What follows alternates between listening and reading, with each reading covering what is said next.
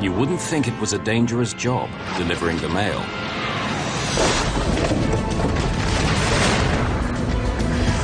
They have to try to land an airliner in a way no pilot has ever done before. We've lost all hydraulics. All the controls are dead. They've become passengers in their own plane, and somehow they have to land it. Even at journey's end, the ordeal isn't over. Do not move!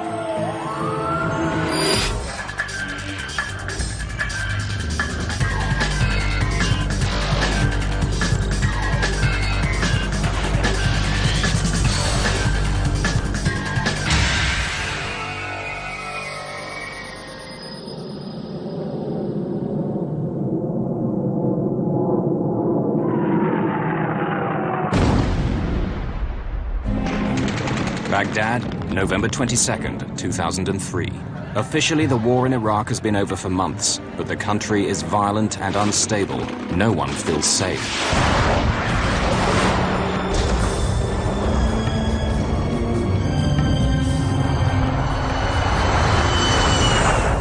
A civilian cargo plane has just taken off from the city's airport. What's that? Within seconds, the crew lose control, unable to figure out what has happened to their aircraft. We've lost all hydraulics. They struggle to master 100 tons of wide-bodied jet. Their plane is on fire. Unless they can land soon, the wing will burn up. They'll crash and die. Steady! They're carrying too much speed. They're going so fast, they may not make the runway. No one has ever successfully done this before.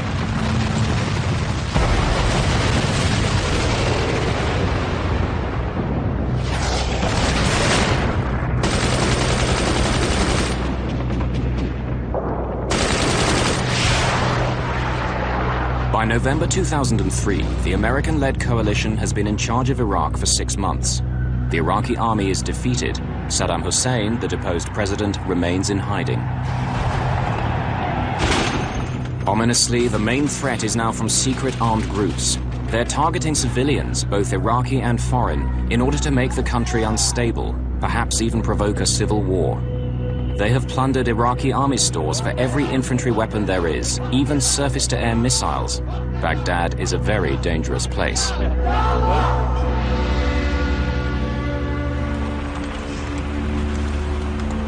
Dawn, on the outskirts of the city. Claudine Vernier-Pallier from the French weekly magazine Paris Match, with her photographer Jérôme, is going to a secret meeting with Iraqi terrorists. She's after the story that everyone wants. Who are they? What do they want? The previous day, she had met the leader in a hotel room. He called himself Abu Abdallah, but no one knew his real name. Evidently, this man was very, very determined to stop at nothing, to show the Americans that he wanted no more of them, at least not their military tactics.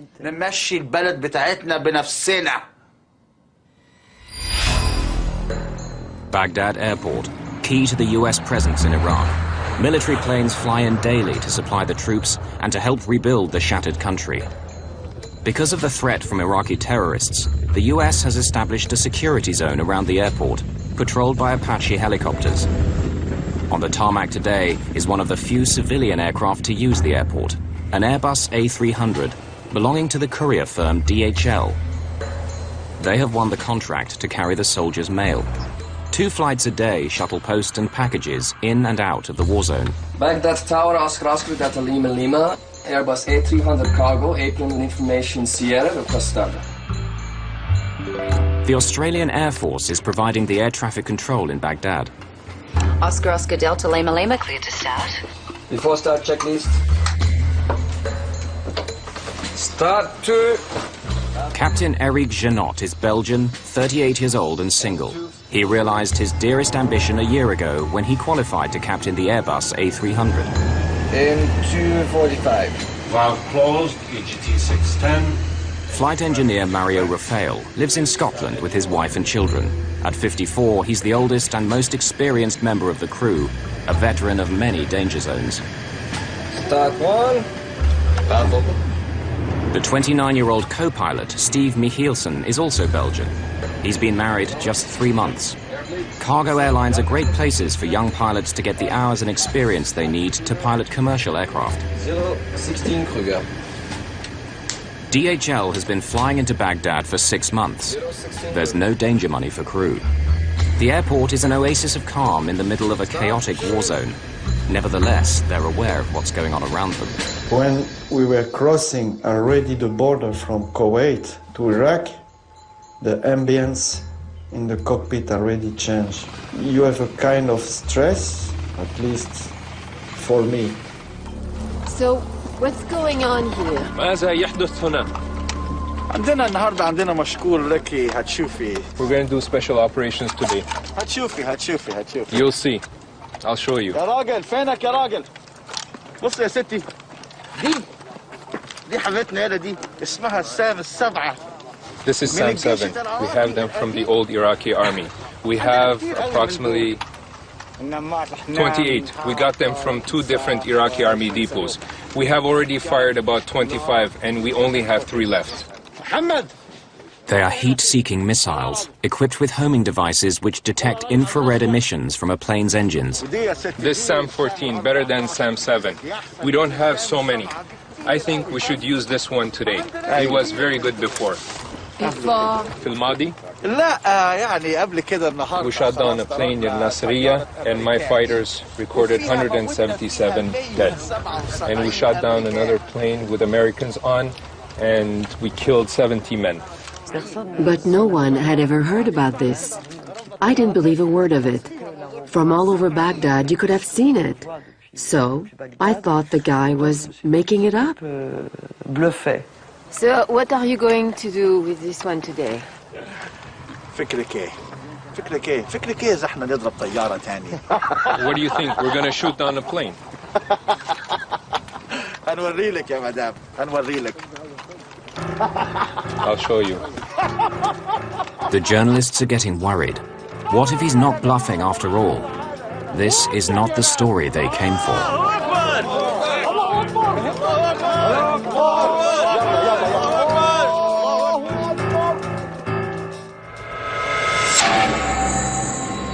It's early in the day at Baghdad Airport. A DHL Airbus A300, carrying letters home from US soldiers, is just departing. The crew is unaware that just a few kilometers away, a terrorist group has its own plans for the aircraft. Oscar Delta Lima Lima, cleared for takeoff. Takeoff. The plane is a 24-year-old airliner converted to carry cargo. Its first stop will be the Persian Gulf state of Bahrain. It's a journey they make twice a day. 100 knots. V1. Rotate. V2. Positive climb.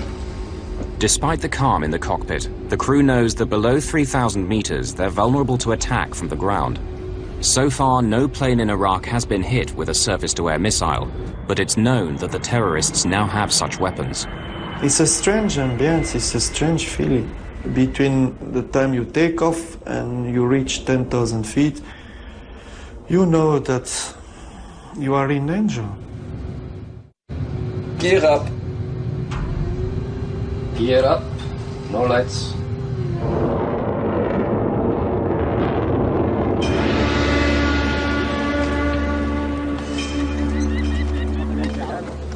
Meanwhile, the terrorist leader, Abu Abdullah, appears to have chosen his spot. He asked us to park our cars pointing outwards so that everybody could leave in a different direction. That's when I should have realized that the bluffing was over.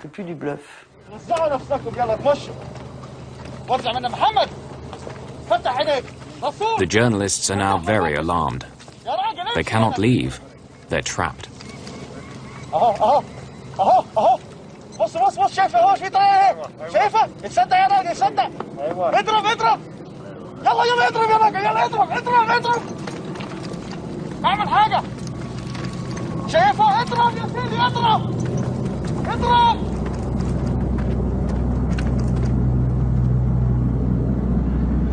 This is video shot by the terrorists themselves. they'll deliver it to the media in Baghdad the next day.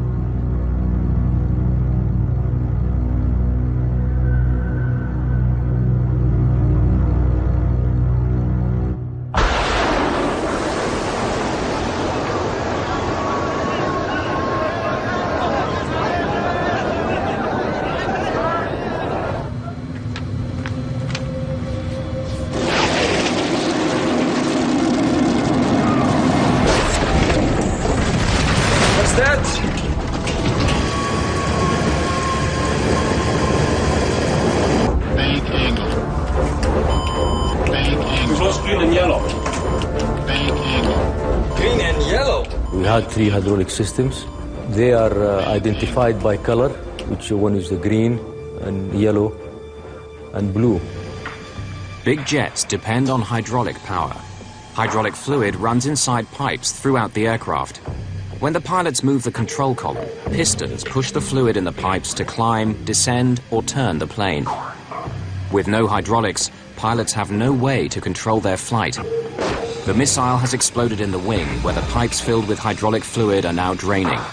It's like driving a car at speed and suddenly losing the steering wheel. What do we do? What do we do? What we do? What could I answer? What could I answer to him? It was a very, very difficult question he asked me. My initial reaction was, we have to do something, and I asked to the captain, like, what shall we do, or any ideas or something, and he said, his initial reaction was, we have to go back. A big jet can survive with one of the three hydraulic systems knocked out, maybe even two, but all three? None of the controls will work, period. Bank angle. Bank angle. Blue is good. Bank angle. I think we hit something. Bank angle. Bank angle. Blue is gone. Bank angle. Bank angle. We've lost all hydraulics. All three hydraulic systems gone. There's nothing left. The life of the aircraft is now measured in minutes. That was the end of everything, procedures, what you've been trained all these years, and so all you needed then is to keep calm, common sense, and of course here where your experience comes, to see whatever is left there. We had nothing to come back to, or read, or do, or follow.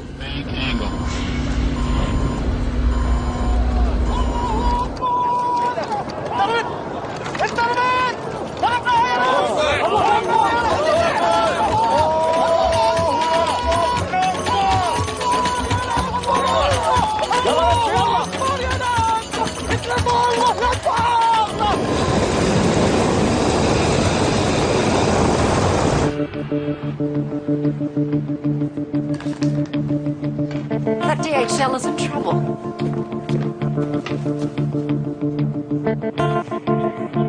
He's on fire and he's turning back. Scramble the fire engines, have medevac on standby. The control columns have become useless. Without the crucial hydraulic system, there's no way of moving the controls. When you have this kind of emergency, the trim needle showing 0, and the flight engineer saying you all hydraulic gone, you are terrified as well.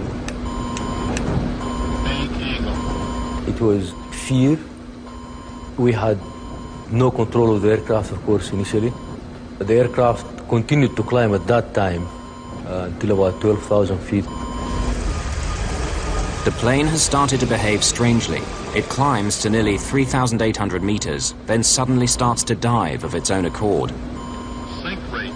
Then it climbs again. Sink rate. Sink rate. Will not fly. Sink rate. Back. Sink rate. This cycle repeats itself over and over again, like a mad roller coaster ride.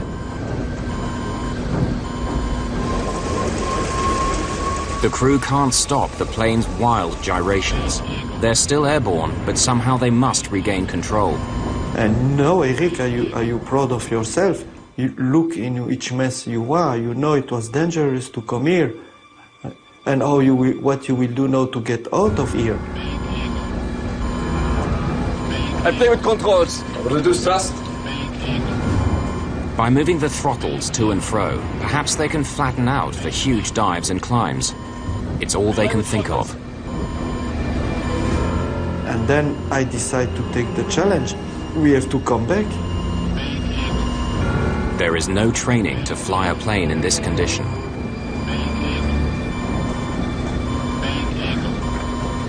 So from that time on, all the books and the procedures and this, they're out of the window. We have engines. We can use the thrust. All they have left are the 2 engines, which are undamaged. But how do you fly and land a plane with engines alone? No airliner has ever done it.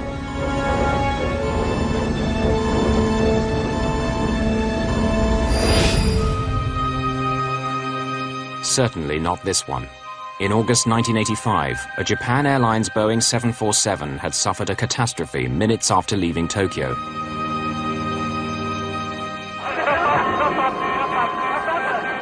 The bulkhead at the back of the cabin burst open.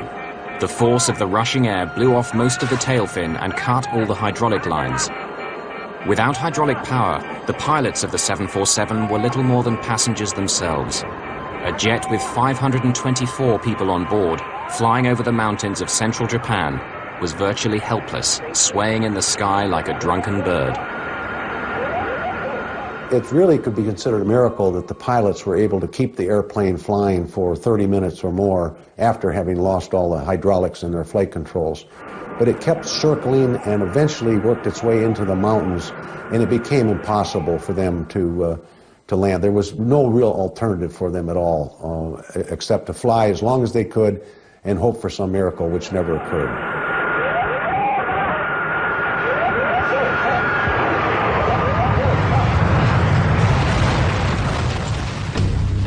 When the 747 hit a mountain, it was the worst single crash in aviation history. 520 people died. Can the DHL crew succeed where the Japanese pilots failed? The first task is to try to calm the wild plunging of the aircraft. The airplane will tend to go into what's called a phugoid in the vertical mode. It will descend, speed up, therefore pick up more lift, then it would climb, pitch up and climb, it would slow down, lose lift, and so it would go into this, and it was very difficult for the pilots to control that. They have to do it by using engine power alone, the only thing they have left. They find that if they reduce engine power, the plane's nose drops and they begin to gather speed. If they then push the throttles forward, the nose comes up and they start to climb. But they have to learn precisely when to increase and decrease power.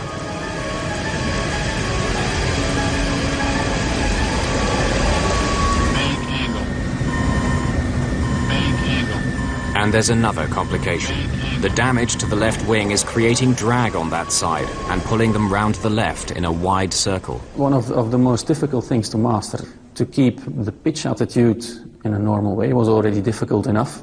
And now on top of this, we had to use asymmetrical thrust because the airplane was banking to the left all the time. There was a part of the left wing which was gone. Bank! So they not only have to move the throttles back and forth to flatten out the plane's roller coaster motion, but also try to apply more power to the left engine to compensate for the damaged wing, which is causing it to lose lift. After several minutes of violent pitching up and down, the crew managed to flatten out the flight path. Even after we've learned how to fly it using the throttles, we still went through I would say 3 to 4 times we went through almost uncontrollable condition, you know, couldn't control the aeroplane, like very steep dives and banks. By now, the crew realize that they've been hit by a missile somewhere on the left wing. Their Airbus has become the first civilian aircraft casualty of the war. I knew we were on fire, that I knew it. So my intention was to come back and land the aircraft. And also, we were afraid, I was afraid to be shot a second time.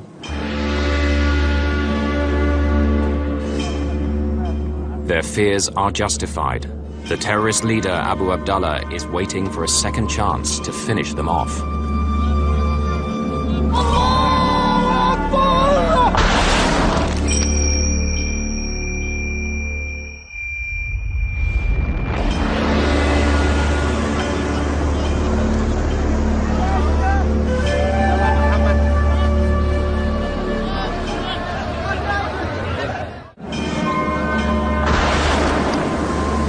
Iraqi terrorists have fired a missile at a civilian plane near Baghdad airport. The left wing is on fire and the crew is in desperate trouble. Now the terrorists aim to finish it off. They launched a second missile that missed the plane this time. And then he told everyone, "Let's go." And we all left quickly.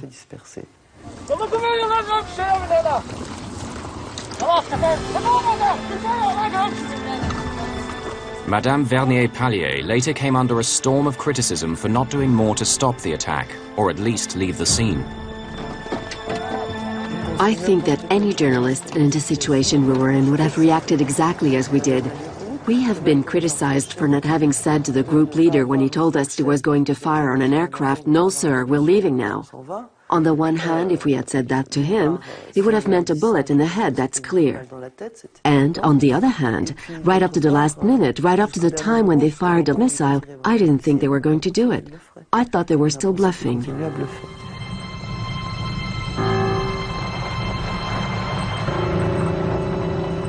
While we were trying to find our way back with our chauffeur, we saw that the plane, its left wing was on fire.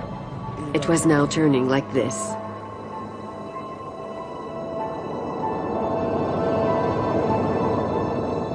It was like in a film. It was unreal.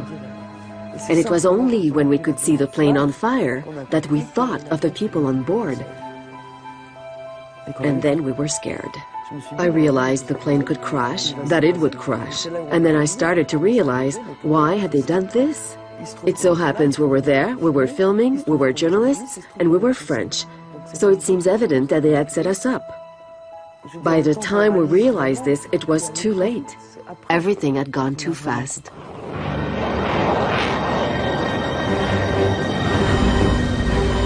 The crew knows nothing of the second missile. Charlie 2-1. Hey, Gramps, did you guys say there's an aircraft on fire? This remarkable video, seen here exclusively for the first time, was shot with the infrared heat-sensitive camera of a US Apache attack helicopter. Apaches routinely patrol the area around the airport, watching out for terrorists. Tracking time at 5-4, Tower.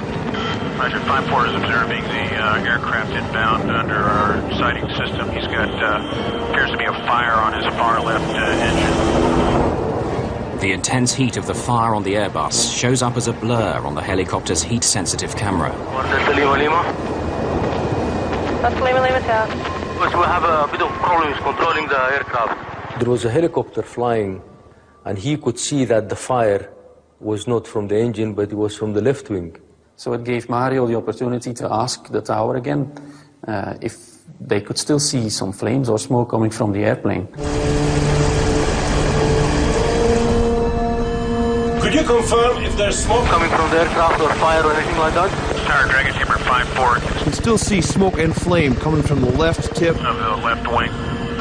Okay, left wing tip, fire and smoke, huh? That's affirmative. Thank you. We were on a heading towards the airport. We could see the airport. Lower the gear. Can I take control?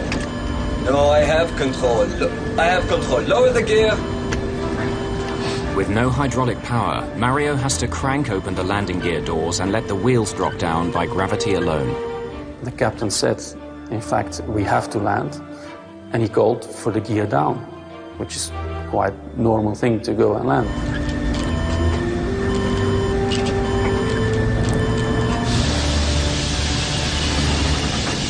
But it has an unintended effect. Lowering the landing gear has altered the entire balance of the aircraft just when they thought they'd figured out how to control it. It causes the nose to point high in the air and the speed to fall. No, the speed! It could easily stall and then crash. I didn't expect that at all, and I saw the aircraft are taking a pitch up, and then the speed decreasing, and I was retarding the throttle and say no. The nose has gone up, their speed is falling, they're about to stall. They have no choice but to pull back the throttles to bring the nose back down again. They're nearly at stall speed. That would have been the end of it. We would have fallen out of the sky. You have visual on this guy? No, I'm looking right into, he's way out there. Yeah. That's gut-wrenching, man. They're up there doing everything they can.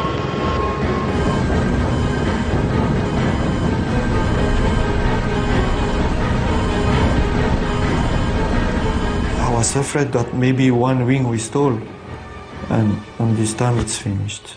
I think I'd rather try to crash on a runway than crash into the desert. Yeah, trying to land on a runway where you can just belly up in the desert, the sand would probably put out any fire.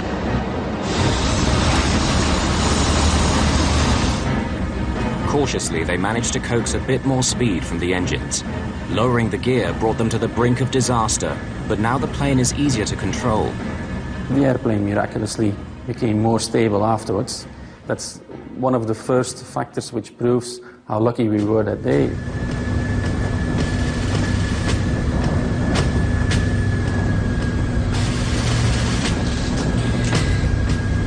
Let's land. Tower, Delta Lima Lima. Oscar Delta Lima Lima, Baghdad Tower. Can you make approach now? Runway is clear for landing.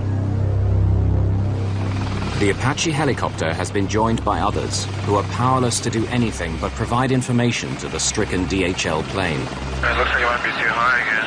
I'm still looking up at the flare. Come on, buddies. You could hear other aeroplanes talking at the same time. Oh, crap. And that on its own it was a bit difficult. Oscar Delta Lima Lima. Could you please clear 3-3 left for us as well, because I think we don't have flight controls as well. Oscar Delta Lima Lima, runway 33 left is available as well if you need to land there. Okay, keep both runways open for us. No more talking, bye.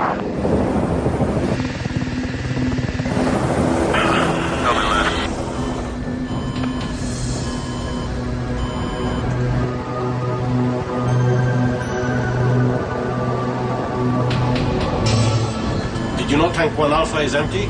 Fuel has been steadily streaming out of the tanks in the left wing. Now one of them is empty. Back. Bank angle. Yes, got it. Bank angle. Release down, left wing coming up. Against all the odds, they've made it back to the airport. An incredible feat of flying. They begin making preparations to land. Which runway? We use 3-3 right, I think. Lima Lima. Oscar Lima Lima, go ahead. Could you please declare full emergency? Yes, we need the fire brigade because our landing gears might collapse as well. Oscar Lima Lima, all available assistance is available on the field. Everyone is on full alert. Okay, thank you very much, and no more calls. That guy's got He's pretty stressed. rightfully so. But on the brink of success, it begins to unravel. At that time, I realized that we were a little bit too high to come in and land in the situation we were. That's what I thought as well. We're too high and too near.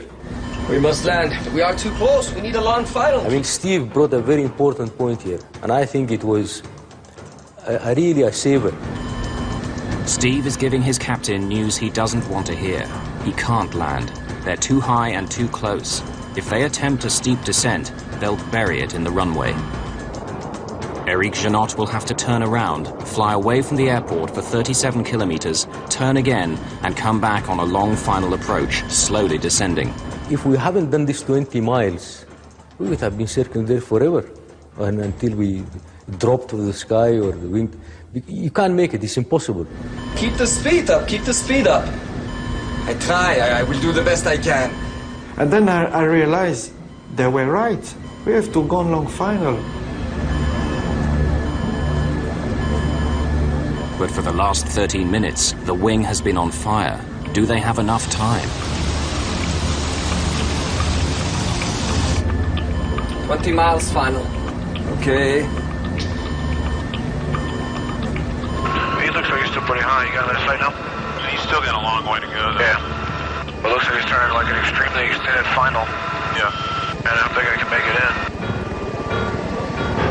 Time is running out. The fire is eating up the left wing. They're still heading away from the airport. Then they have to turn and make a 37-kilometer approach. Can they land before the wing fails?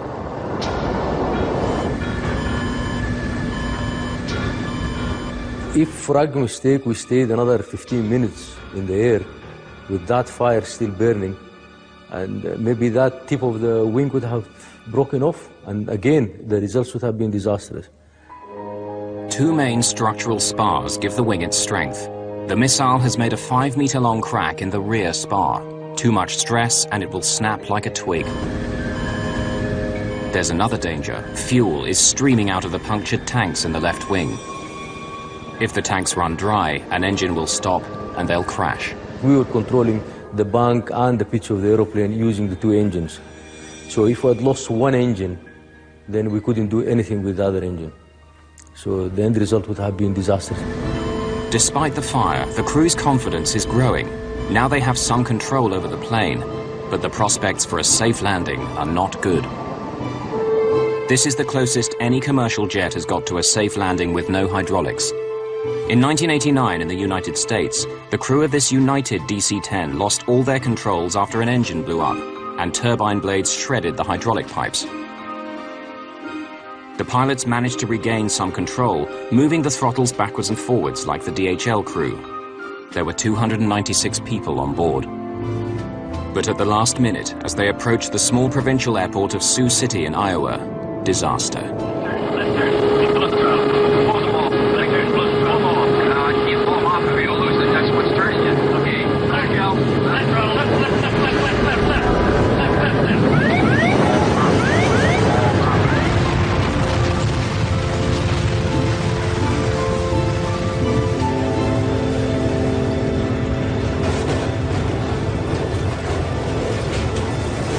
Of the 296 people on board, 111 died.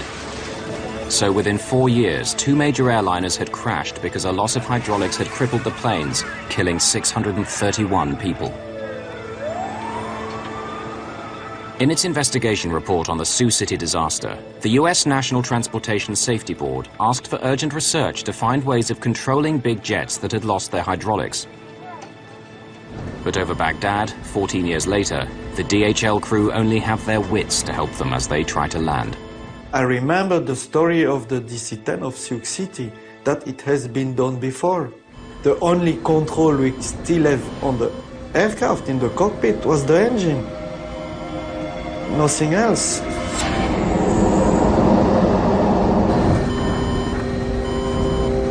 The crew are now 28 kilometers away from the airport, getting close to where they will turn in order to make their long final approach to the runway. 15.2.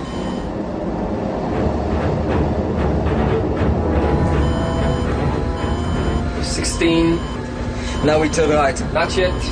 This is where experience counts now, and you have to rely on what you know. We were pretty sure that we were going to be able to make it to the airport, but we were absolutely not sure that we were going to be able to make it to the runway. 16.5. Now we turn. 17 miles. Now we turn. The only way they can turn is by applying more power to the left engine to make them go right and vice versa. They're swinging round to the right, trying to keep the plane steady and descend all at the same time, using nothing but the engines. Airport's at 340, come right. Now 320.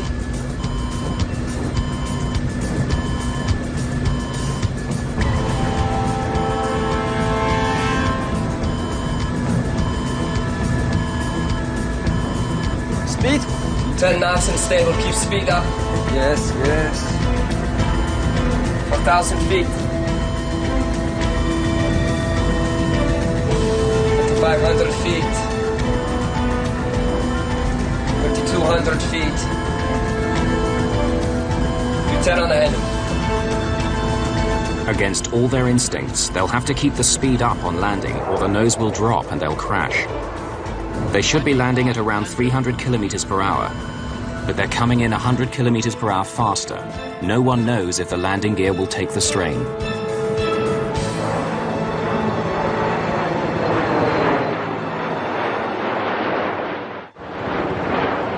As they reach 120 meters, the hot air from the ground and strong wind blowing across their flight path upset all their plans. The wind coming from the left and the turbulence, we were drifting to the right. That's where the airport building was.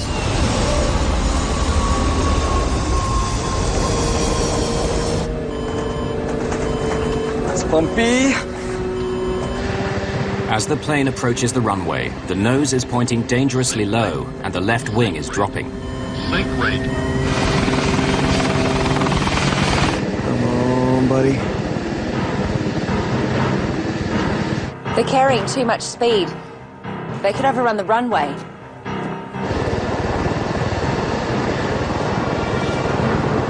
Link rate. Link rate. Keep the speed up. We are going left. Yes, I increase. Link rate. 50. If we go to Iceland landing, may go off the runway. They are landing 3-3 left.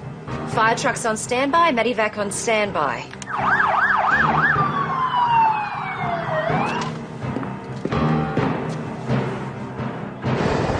I don't think it's gonna be too wide now. Terrain. Steady. Terrain. 40. Steady. Terrain. You are approaching the end of your life. You realize it. Terrain. Full. Terrain.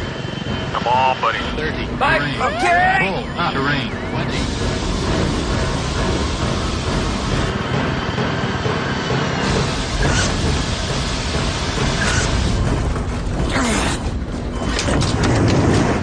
Oh.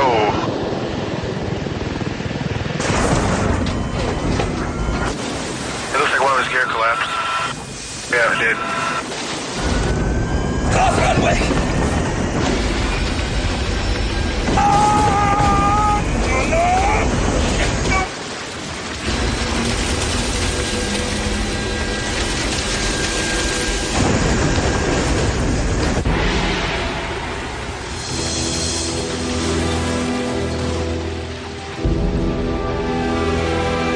He's in the dirt. Dirt, or did he just come off the runway? That's what's left of him.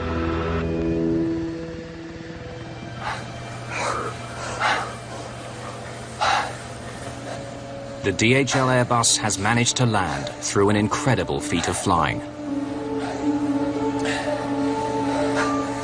But their troubles are not over. Nice landing, wow. Confirm, evacuate? Evacuate. Evacuation. Both. I handle.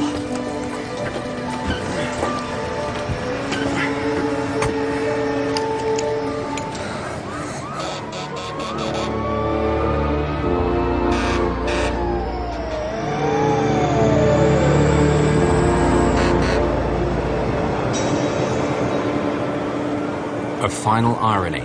After getting safely to the ground against all the odds, one more unforeseen danger. She might blow. Hey guys! Don't move! That area has unexploded ordnance! Do not move! What's that? He's saying there might be bombs here. I don't believe this. We're coming to get you! The area is still littered with unexploded bombs and shells left over from the battle to capture the airport from Saddam's men. Now we get to you, we're gonna back up and you gotta follow in our tracks. Now we're gonna get you out of here. But you gotta walk right in my wheel tracks, okay?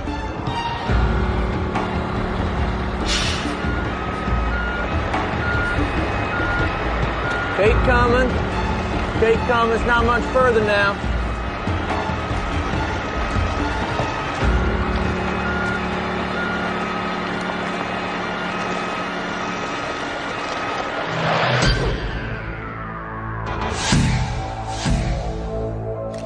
Now, for the first time, the crew can see the damage for themselves.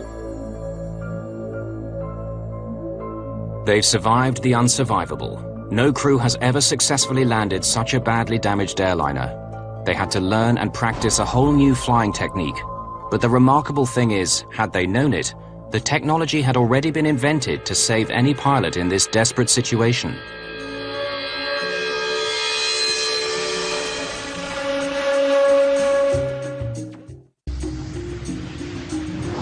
The DHL pilots have managed to fly and land a plane without any flying controls. It's the first time it's happened. 2 earlier occasions, near Tokyo and Sioux City, Iowa, ended with the loss of over 600 lives. In 1989, NASA began to investigate ways to land crippled aircraft using only throttle controls. Engineers and pilots came up with software that could cope with total hydraulic failure. It's called PCA, for Propulsion Controlled Aircraft. The PCA concept is simple. Pilots tell the aircraft's flight management computer what they want to do: turn, climb, descend. But instead of sending those commands down hydraulic lines to the control surfaces, the computer orders the engines alone to do it. To test this software, this MD-11 aircraft is landing with no hydraulics and using engine thrust alone. The pilot is not moving the throttles. The PCA software is doing it all for him. Though none of the plane's normal controls were used, the MD-11's landing was not only survivable, but very similar to a normal landing. I believe that the DHL incident has revived interest in propulsion-controlled aircraft system as an augment to perhaps the systems that we have in today's aircraft that would certainly mitigate the damage that could have been done to this aircraft, and certainly could mitigate the damage done to an aircraft carrying 500 to 600 people. One of the enthusiasts for the PCA system is Captain Denny Fitch, one of the pilots who survived the Sioux City DC-10 crash. This is just absolutely an amazing piece of equipment, what they have done and what they have achieved, and the success ratio that we have, the survivability that we now have with modern aircraft completely controlled in hydraulics. To have this occur again and have this aboard the aircraft is a very warm feeling as a pilot. Blue is gone. We've lost all hydraulics. America's Federal Aviation Administration conducted research into PCA, but soon abandoned it. It says the risk of losing all hydraulics is too low to make systems like PCA worthwhile. The FAA's conclusion after their studies was that these events are so rare as to not require the mandate of an additional system. And of course, they did not consider the event of, or the possibility of a surface-to-air weapons attack on the aircraft. The DHL is the first plane in Iraq to be hit by a surface-to-air missile. But in recent years, the threat of terrorist-controlled shoulder-launched anti-aircraft missiles has been growing. There had been roughly 30-odd incidents of commercial aircraft being attacked by manned portable surface-to-air missiles, leading up to the DHL one. What makes the risk of missile attack in Iraq so serious is that for months nobody was guarding the abandoned depots of the Iraqi army, leaving terrorists free to help themselves to millions of dollars worth of arms. I believe there are weapon caches everywhere in Iraq. In my opinion, they also have many missiles. There's widespread fear these terror weapons could soon be targeting passenger airliners all over the world. The US government's Department of Homeland Security is spending over $100 million on research to adapt military counter-missile technology for civilian airliners. It is inevitable today that commercial aircraft will have to be fitted at some time with laser and infrared jamming systems. The infrared jammer will confuse the seeker for the missile, whereas the laser jammer will direct a pulse into the seeker and burn out the seeker of the missile. Singapore Airlines, Qantas Airlines, they're all looking to install something into their aircraft. If you look at things like the Queen's flight in the UK, the President's aircraft in the USA, and the King of Jordan's fleet, they're all fitted. Terrorism is with us today and will always be with us for the rest of our lives. It's impossible to defeat terrorism, but what is possible is to control terrorism at a commercially acceptable level. If we don't do that, then there's no future for us.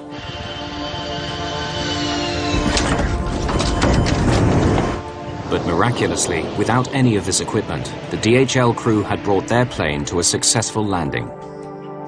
It's the only confirmed occasion in history when a missile has exploded on a large civilian airliner, which has then landed without crashing.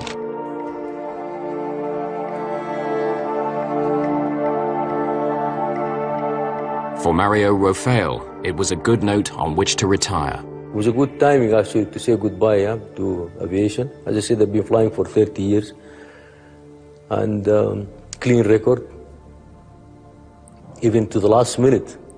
We were lucky, but also we worked. We fight to survive. I learned some things about life, maybe, but I don't think it makes me a better pilot. The 3 DHL crew have received some of the highest awards that the civilian aviation community has to offer in recognition of an unprecedented achievement. Teamwork was absolutely the key factor of bringing the airplane back to the ground with all 3 people alive.